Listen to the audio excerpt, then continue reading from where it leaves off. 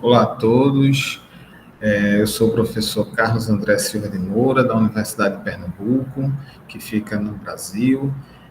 Hoje eu venho apresentar parte da minha pesquisa de pós-doutoramento, que eu submeti à organização do evento, e desde já agradeço pelo aceite.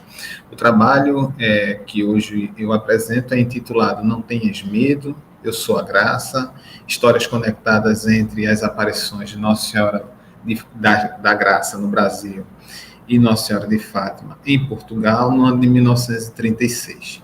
Como foi dito, essa é uma pequena parte de um trabalho maior que eu desenvolvi desde 2017, a partir de um pós-doutoramento na Universidade Estadual de Campinas, que também teve um período de pesquisas realizado na Universidade de Lisboa, onde também visitei alguns arquivos em Portugal e em Roma.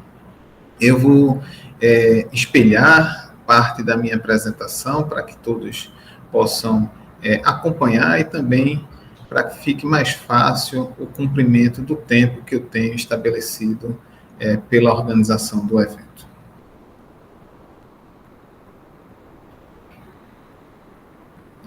Então, as primeiras questões a serem tratadas nessa breve apresentação é como esse trabalho ele se originou. Durante o meu doutoramento, também realizado na Universidade Estadual de Campinas, eu trabalhei com umas trocas e alguns diálogos culturais entre intelectuais portugueses e brasileiros durante o período de restauração católica, a qual se gerou um livro chamado Histórias Cruzadas, Intelectuais no Brasil e Portugal no período de restauração católica, entre 1910 e 1942, publicado pela imprensa de Ciências Sociais da Universidade de Lisboa. Naquele período, tivemos algumas inquietações que nos levaram a construir uma nova pesquisa, construir uma nova tese.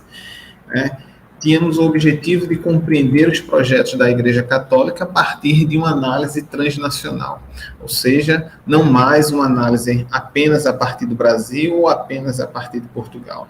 A instituição Igreja Católica, por si só, é uma instituição transnacional.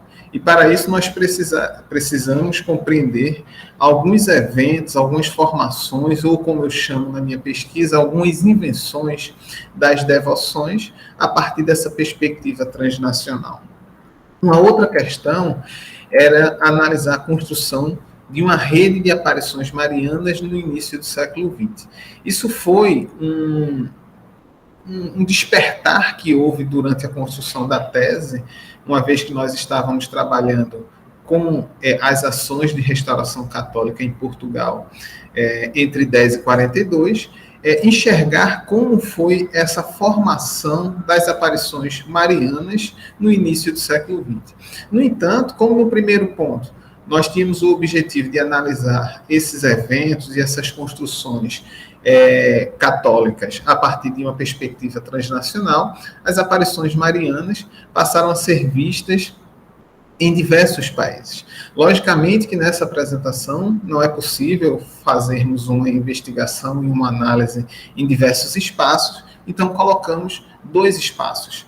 Portugal, que possui um evento e uma devoção, uma formação religiosa já bem consolidada a partir das aparições das supostas aparições de Nossa Senhora de Fátima, e Brasil, em 1936, com a aparição de Nossa Senhora da Graça no estado de Pernambuco, em uma cidade chamada Pesqueira, que fica em média 270 quilômetros da capital pernambucana, em uma vila chamada Vila de Simbres, que também é um território indígena, onde supostamente Nossa Senhora da Graça tenha aparecido e deixado mensagens para 2 crianças, Maria da Luz, 12 anos, e Maria da Conceição, 13 anos, a partir de 6 de agosto de 1936.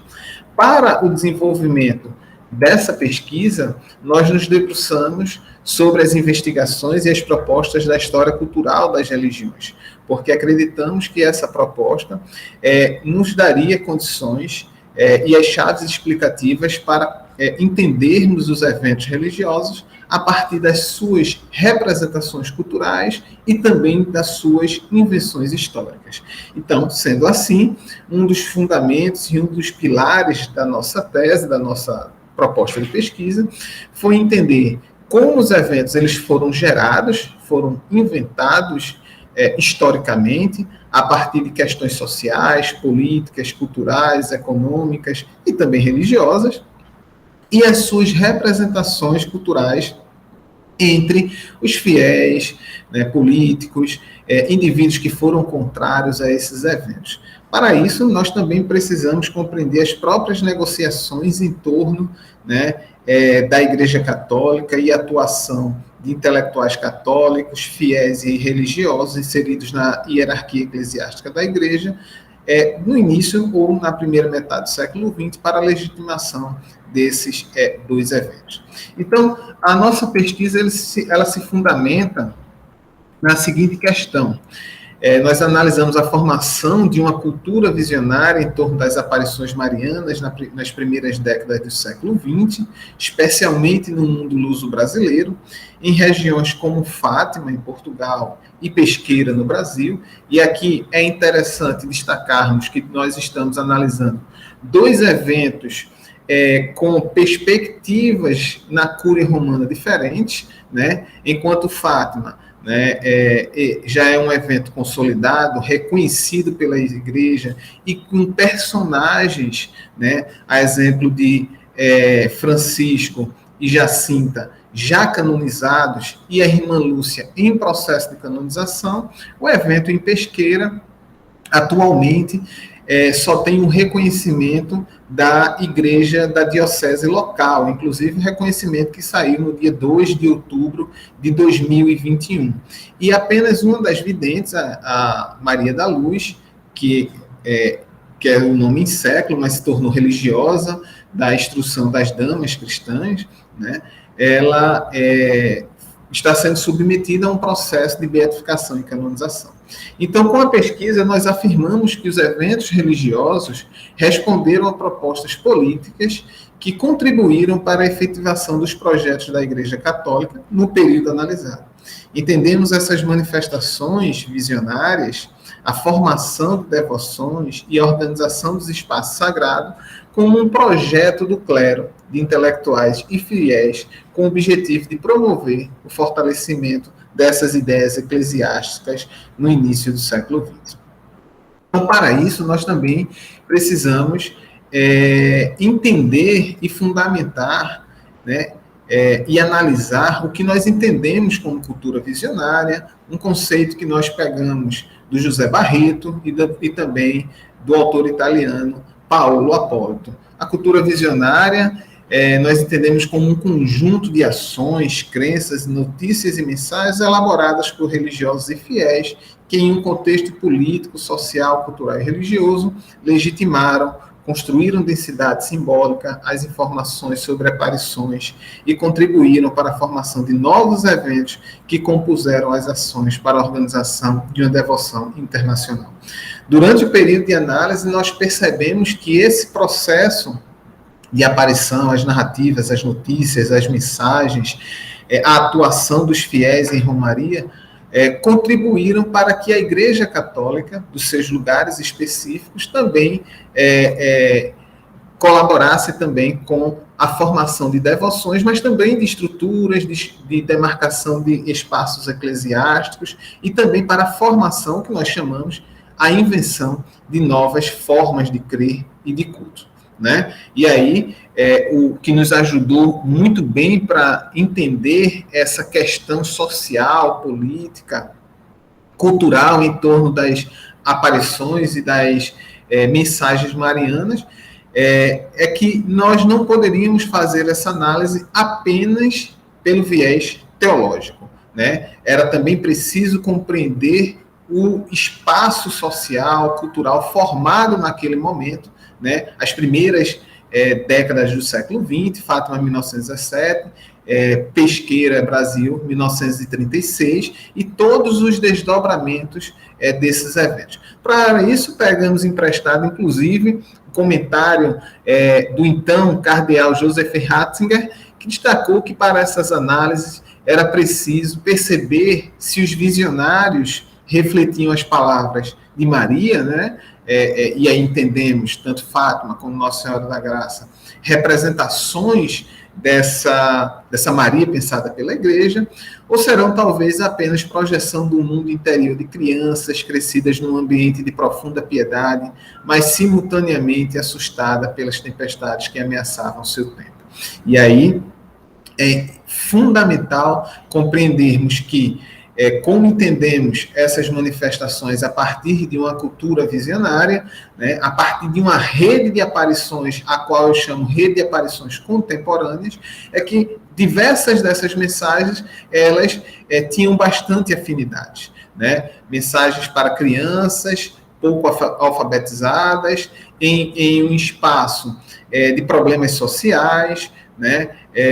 Em um espaço também de questionamentos da Igreja, lembrando que em Portugal tinha se aprovado recentemente a Lei de Separação da Igreja, a implementação de um projeto cultural laicista pensado por Afonso Costa, e no Brasil todos os debates políticos em torno da implementação de um comunismo, né, em torno do questionamento da Igreja, de um processo de secularização e laicização. Claro que precisamos resguardar as especificidades de cada lugar, uma vez que no Brasil não identificamos, durante a República, nenhuma ação que pudéssemos caracterizar como a implementação do laicismo, né? Para isso também, e é que nos focamos especificamente sobre a aparição mariana no Brasil e como essa aparição ela tenta conectar os seus eventos com as aparições em Fátima, foi preciso nós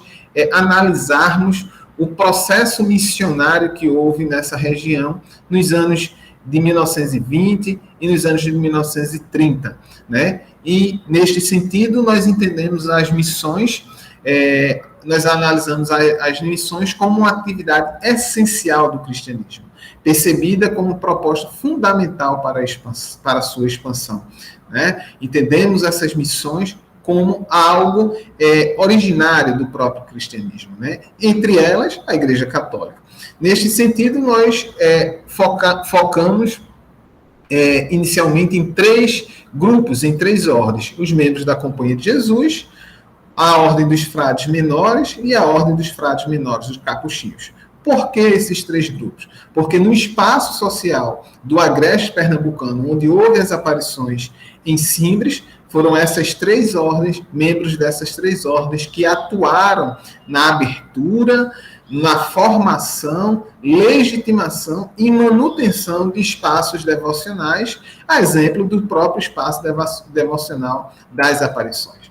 Então, para que possamos entender o desenho geográfico, até o início dos anos 10, esse era mais ou menos o desenho da Arquidiocese de Olinda, né? Esse ponto azul que vocês podem perceber aqui é a sede da Arquidiocese de Olinda, e todo esse território, né, era um pouco até maior, né, era o território da diocese.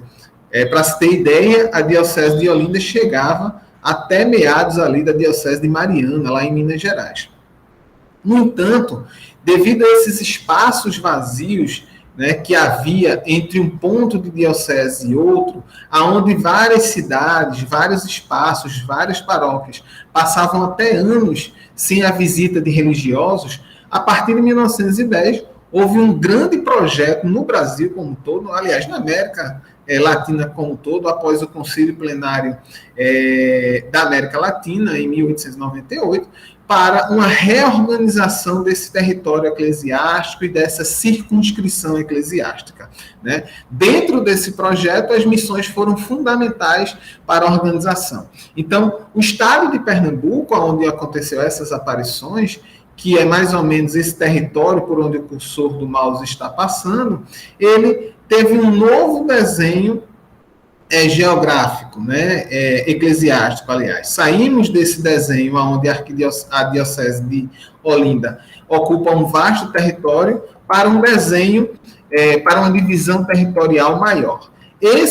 Essa é a divisão territorial em 1948, né? Mas até 1930, mais ou menos, a estrutura do Estado de Pernambuco para a divisão eclesiástica era formada pela arquidiocese agora de Olinda e Recife, a diocese de Nazaré da Mata, a diocese de Garanhuns e a diocese de Pesqueira, que inicialmente tinha sido criado em Floresta, mas devido à estrutura física, devido aos espaços, às ofertas de serviço, ela foi transferida para a cidade de Pesqueira, nessa parte verde aqui. E é interessante que essa transferência ela não foi muito bem recebida por alguns fiéis, por alguns líderes políticos e por diversos setores da sociedade. É interessante lembrar que Pesqueira era um centro econômico, um centro populacional, inclusive com indústrias de doces e de alimentos que exportavam para fora do Brasil. Dentro desse processo de transferência, a cidade, assim como várias regiões próximas, foi acometida por crises sanitárias, como uma crise de febre tifoide e também uma crise sanitária de gripe, aonde dizimou parte da população, inclusive religiosos. Esses espaços, né, do agreste, do sertão, do Brasil, também era muito acometido pela visita do que nós chamamos do cangaço, né? Grupos armados, né? Que realizavam ações roubando fazendas, sítios e alguns indivíduos para se sustentarem. É nesse contexto que, em 1936, nós temos as primeiras informações das aparições de Nossa Senhora da Graça no território. Nessa região, na Serra Urubá, como eu disse, um território que hoje, desde 1988, né, passou por um processo de demarcação de terra indígena. Então, essas duas crianças aqui, iniciais da imagem, elas afirmam ter tido uma experiência visionária com Nossa Senhora da Graça. Maria da Luz, essa criança a primeira da imagem, e Maria da Conceição. Não são irmãs, não têm parentesco, na verdade, a família de Maria da Conceição trabalhava para a família da Maria da Luz, e um certo dia, após coletar mamonas, que são sementes típicas da região, elas, com medo das notícias sobre a visita do cangaceiro Lampião na região, que é um dos cangaceiros mais famosos do período, uma delas questionou, né, se Lampião aparecesse nesse momento, né, e se tem a resposta, Nossa Senhora da Graça nos ajudaria. E aí é quando elas relatam o momento de aparição, inicialmente nessa pedra com a marca aqui branca, que até hoje essa marca permanece no lugar. No entanto, no processo de investigação sobre as aparições e sobre as informações das crianças, diversos religiosos, diversos inquisidores que foram destacados para conferir a veracidade das informações dessas crianças, iniciaram um processo de conexão entre os eventos no Brasil e os eventos em outros lugares no mundo. A exemplo de Lourdes, né, onde nós identificamos esse modelo inicial para as aparições, e também de Fátima, né? E aí nós temos, a partir dos discursos desses religiosos, a construção de uma rede de aparições marianas, a qual chamam uma rede de aparições contemporâneas, porque se difere de outras aparições anteriores à Nossa Senhora de Lourdes. E aqui eu trago um fragmento do diário, né, do Frei Estevão Rottinger, que foi um dos inquisidores do evento, que, respondendo sobre se seria possível Nossa Senhora se manifestar ou aparecer para crianças no Brasil, ele responde, olha, se porém mais de uma pessoa veio dizer, não, Nossa Senhora não pode se manifestar aqui no Brasil, de uma maneira tão condescendente, devia se responder, meu amigo, lê primeiro e considera bem o que e como Nossa Senhora fez em La Salé, 1846, em Lourdes, 1858, e em Fátima, 1917, e em outros lugares. Todo o processo de construção narrativa desses eventos, seja na imprensa, seja pelas investigações dos religiosos ou de fiéis, conectavam os eventos no Brasil com outros espaços devocionais, sobretudo os espaços devocionais de Fátima e os espaços devocionais de Lourdes. Por isso que nós compreendemos esses eventos como a partir de histórias conectadas e a partir de colaborações narrativas para a legitimação das aparições.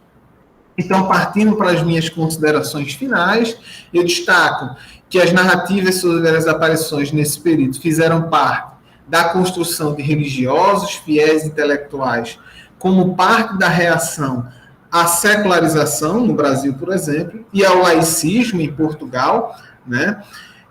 A partir das supostas aparições de Nossa Senhora de Lourdes, trabalhou-se para a formação de uma rede internacional de devoções marianas, né? Não apenas elementos isolados ou estruturas isoladas, mas essas aparições mantiveram conexões entre diferentes localidades.